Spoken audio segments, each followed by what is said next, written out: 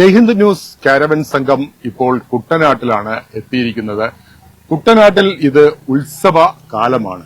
കൊയ്ത്തുത്സവം നടക്കുകയാണ് കുട്ടനാട്ടിലാകമാനം. നമുക്ക് കാരവനിൽ നിന്ന് ആ കുട്ടനാടൻ പാടശേഖരത്തിലൂടെ നമുക്ക് നമ്മുടെ ജൈത്രയാത്ര തുടരാം. പക്ഷേ ഈ കൊയ്ത്തുത്സവം വലിയ ആഹ്ലാദവും ആരവവും ഒക്കെ തന്നെ അവർക്ക് പകരുമ്പോഴും ഈ കർഷകരുടെ നെഞ്ചിൽ വലിയൊരു തീയുണ്ട്. തീർച്ചയായും. എന്താണ് ആ തീയുടെ കാരണം? നിഖിൽ, സത്യം പറഞ്ഞാൽ ഈ ഒരു പാടശേഖരം നമ്മൾ കാഴ്ചയിലും അല്ലെങ്കിൽ നമ്മൾ ഇവിടെ വന്ന് നിൽക്കുമ്പോഴൊക്കെ ആ ഒരു നാട്ടിൻപുറത്തിന്റെ മുഖച്ഛായ മുറുകെ പിടിക്കുന്ന ഒരു ഇടം ആയിട്ട് തന്നെ പറയാം. കാരണം അത്രയും പച്ചപ്പും ഹരിതാഭയൊക്കെ ആണെങ്കിലും ഇതിന്റെ നമ്മൾ ഈ കർഷകരുടെ ഇടയിലേക്ക് ഇറങ്ങിക്കഴിഞ്ഞാൽ അവരനുഭവിക്കുന്ന ഒരുപാട് ദുരിതങ്ങളുണ്ട്. ഈ മാറി വരുന്ന ഓരോ ഭക്ഷ്യസുരക്ഷ സംബന്ധിച്ച ബില്ലുകളും അതുപോലെ തന്നെ ഈ ഒരു ആധുനിക യന്ത്രങ്ങളുടെയൊക്കെ ഒരു ദൗർലഭ്യമൊക്കെ കൊണ്ട് ഇവിടുത്തെ കർഷകർ അനുഭവിക്കുന്ന ഒരുപാട് ബുദ്ധിമുട്ടുകൾ ഇതിനെയൊക്കെ തരണം ചെയ്തുകൊണ്ടാണ് ഇത്തരത്തിലുള്ള കൃഷിയുമായി മുന്നോട്ട് പോകുന്നത് എന്നുള്ളത് വളരെ വലിയ ഒരു വിഷമമുള്ളൊരു കാര്യം തന്നെയാണ്. നമ്മള് പുറമെ നിന്ന് കാണുന്ന ഈ ഒരു ഭംഗി ഈ കർഷകർക്കിടയിലേക്ക് ഇറങ്ങി വരുമ്പോൾ ഇല്ലെന്നുള്ളത് അത് ശരിക്കും അവരുടെ മനസ്സിൽ ഇത് ശരിക്കും അവരെ സംബന്ധിച്ച് ഇപ്പോ കൊയ്ത്തുത്സവത്തിന്റെ ഒരു സമയമാണ്. പക്ഷേ അവരെ സംബന്ധിച്ചൊരു അവരുടെ ഒരു ഹൃദയമെടുപ്പിന്റെ താളം ഈ ഒരു കൃഷിനെ അടിസ്ഥാനപ്പെടുത്തിയിട്ടാണ്. ഇവിടുത്തെ കൃഷി നല്ല രീതിയിൽ ചെയ്യാൻ മനസ്സുള്ള ഒരുപാട് കർഷകരുള്ള ഒരു ഇടം തന്നെയാണ്. ഇപ്പൊ കുട്ടനാടിനെ സംബന്ധിച്ച് പറഞ്ഞ ഇവിടുത്തെ പ്രത്യേകത സമുദ്രനിരപ്പിൽ നിന്നൊക്കെ ഒരുപാട് താഴ്ചയിലുള്ള ഒരു സ്ഥലമാണ്. അപ്പൊ അതുകൊണ്ട് തന്നെ ഒരു മഴ പെയ്താലും ഒരു വെള്ളപ്പൊക്കമൊക്കെ വന്നു കഴിഞ്ഞാല് തീരാ ദുരിതത്തിലാണ് ഇവിടുത്തെ കർഷകർ എന്ന് പറയുന്നത്. ഇവിടെ ഇപ്പം സർക്കാർ ഇങ്ങനെ ഭരിച്ചു മുന്നോട്ട് വരുന്നുണ്ടെങ്കിലും ഇവരുടെ ഈ ഒരു ദുരവസ്ഥയ്ക്ക് ഇതുവരെ ഒരു മാറ്റം വന്നിട്ടില്ലെന്നുള്ളതാണ്. അപ്പൊ തീർച്ചയായിട്ടും നമുക്ക് അവർക്കിടയിൽ ഇറങ്ങി ചെന്ന് തന്നെ അവരോട് തന്നെ നേരിട്ട് ചോദിച്ചു കഴിഞ്ഞാൽ ഒരുപാട് അവർക്ക് അവരുടെ പ്രതിസന്ധികളും പ്രശ്നങ്ങളൊക്കെ ചോദിച്ചറിയാൻ സാധിക്കും. തീർച്ചയായിട്ടും നമുക്ക് അവരുടെ ഇടയിലേക്ക് ഇറങ്ങി നമുക്ക് അതൊക്കെ കാണാം. ആദ്യം ഈ ആധുനിക കൃഷി അല്ലെങ്കിൽ ഈ കൊയ്ത്ത് യന്ത്രം, അപ്പൊ അതിന്റെ ഒരു പ്രവർത്തനം ഒന്ന് ചെറുതായി കണ്ടിട്ട് നമുക്ക് അവരുടെ ഇടയിലേക്ക് ഇറങ്ങി അവരുടെ നീറുന്ന പ്രശ്നങ്ങൾ എന്തൊക്കെയാണ് എന്ന് നമുക്ക് കണ്ടെത്താം.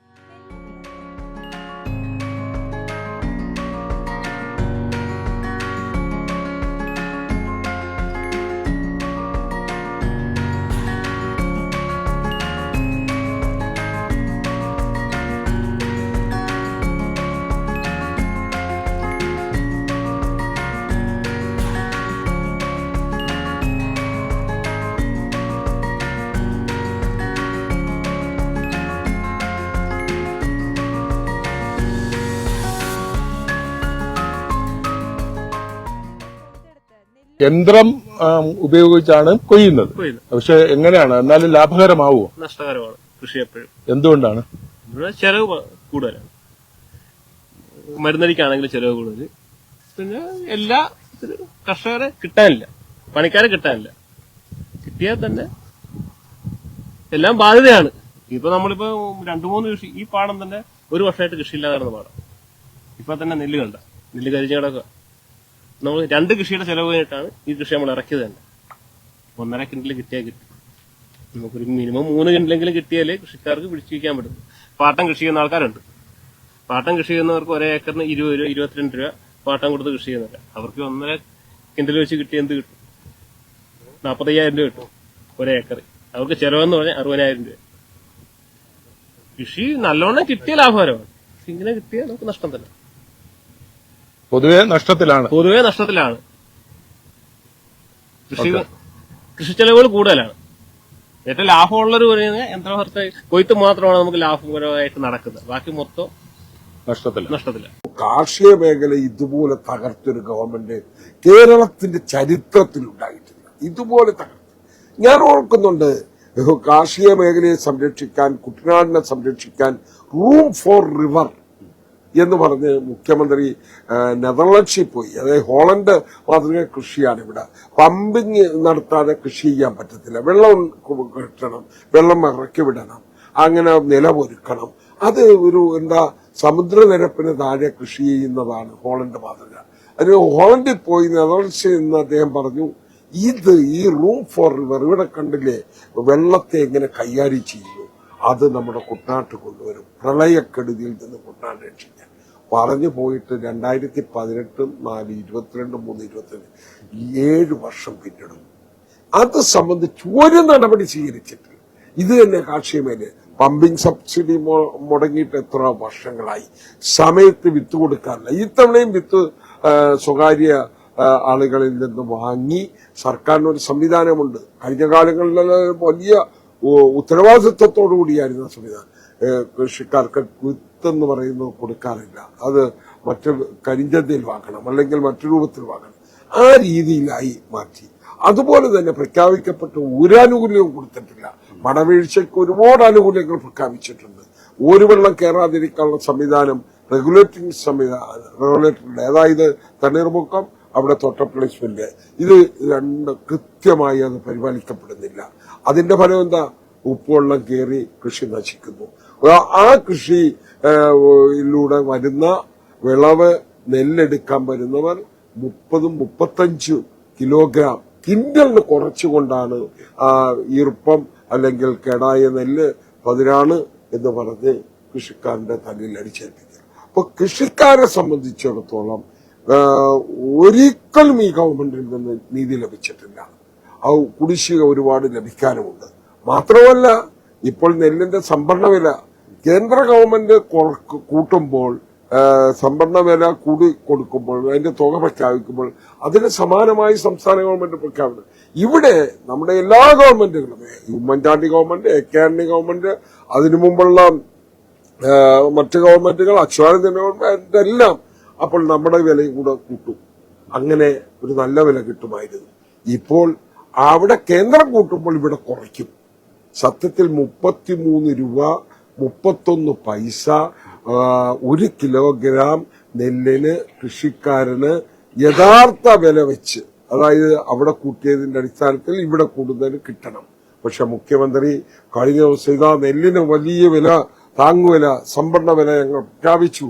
30 രൂപയാണ്. 3 രൂപ 31 പൈസ കൃഷിക്കാരന് നഷ്ടമാണ്.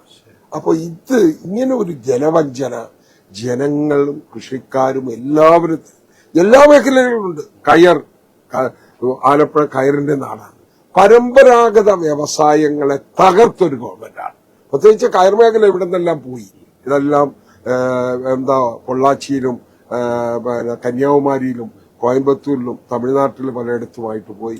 അത് കേരളം വിട്ടു. മുതലാളിമാർ തന്നെ, എക്സ്പോർട്ടേഴ്സ് തന്നെ, അവരുടെ സ്ഥാപനങ്ങൾ മറ്റു സംസ്ഥാനങ്ങളിൽ തുടങ്ങി. അപ്പൊ ഇനി കയറിന്റെ പേരിലൊന്നുമില്ല. മാത്രമല്ല, നാളികേര കൃഷിയെ പ്രോത്സാഹിപ്പിക്കാൻ ഈ ഗവൺമെന്റ് ഒന്നും ചെയ്യുന്നില്ല. അതിന് വേൾഡ് ബാങ്കിൽ നിന്ന് കിട്ടിയ പണം പോലും 140 കോടി രൂപ കഴിഞ്ഞ സാമ്പത്തിക വർഷം അവസാനം മാർച്ച് മാസത്തിൽ വന്നത് വകമാറ്റി ചെലവഴിച്ച് ഇന്നും അത് കൃഷി വകുപ്പിന് പണം കൊടുത്തിട്ടില്ല. അത് കൊടുക്കാതിരുന്നുകൊണ്ട് എന്താ സംഭവിച്ച? ഉമ്മൻചാണ്ടിയുടെ കാലത്ത് ഒരു തെങ്ങിന് മണ്ടരി രോഗം വന്നാൽ അല്ലെങ്കിൽ കാറ്റുവീഴ്ച വന്നാൽ ആ തെങ്ങ് വെട്ടിമാറ്റുമ്പോൾ ഒരു 800 രൂപയും കൊടുക്കും, 2 തെങ്ങും തൈയും സൗജന്യമായിട്ട് കൊടുക്കും. അതിനുള്ള പണമാണ് ഈ വേൾഡ് ബാങ്ക് നമ്മെ സഹായിച്ച ഒരു സബ്സിഡി പോലെ. പക്ഷേ ആ പണം നമ്മൾ കൃഷിക്കാരുടെ മക്കൾ എത്തിയില്ല. കേര കൃഷി തകർന്നുപോയി. ഇനി ആകെ നമുക്ക് കയറിനെ സംരക്ഷിക്കാൻ കഴിയുന്ന തൊണ്ട് സംഭരിച്ച് ചകിരി ഇവിടെ ഉണ്ടാക്കാൻ കഴിഞ്ഞാൽ. അമ്മോ, നമ്മളിങ്ങനെ ഈ പാടശേഖരത്തിലേക്ക് ഇറങ്ങുമ്പോൾ, അല്ലെങ്കിൽ അവരുടെ ജീവിത യാഥാർത്ഥ്യങ്ങൾ നമ്മൾ കണ്ടറിയുമ്പോൾ, കേട്ടറിയുമ്പോഴൊക്കെ തന്നെ അവർ പറയുന്നു കൃഷി ഭയങ്കര നഷ്ടമാണ്, അവർക്ക് ഈ ഉദ്ദേശിക്കുന്ന ഒരു പ്രയോജനം ഉണ്ടാകുന്നില്ല എന്ന് പറയാം. തീർച്ചയായിട്ടും. കാരണം ഇപ്പോഴും നമ്മളിപ്പോ പരിചയപ്പെട്ട ഈ രണ്ടുപേരും ഒരു ചെറുപ്പക്കാരായ രണ്ടുപേരാണ്.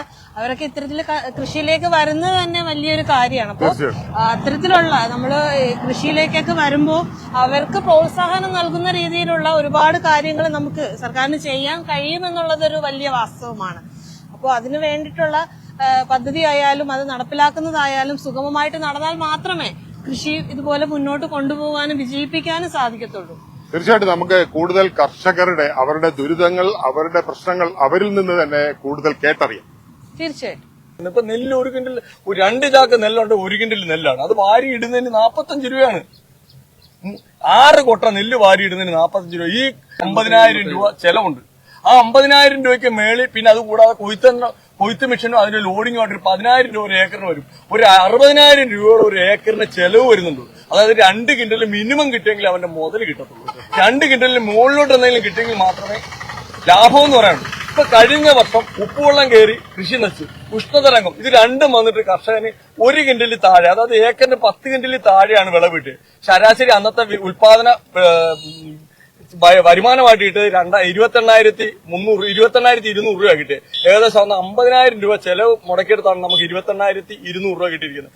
സർക്കാരിനോട് നമ്മൾ ശ്രദ്ധയപ്പെടുത്തി. നെൽകർഷക സംരക്ഷണ സമിതിയുടെ നേതൃത്വത്തിൽ തോട്ടപ്പള്ളി സ്പിൽവേയുടെ വാതിക്കെ ഞങ്ങൾ സമരം നടത്തി, കളക്ടറേറ്റിന്റെ വാതിക്കെ സമരം നടത്തി.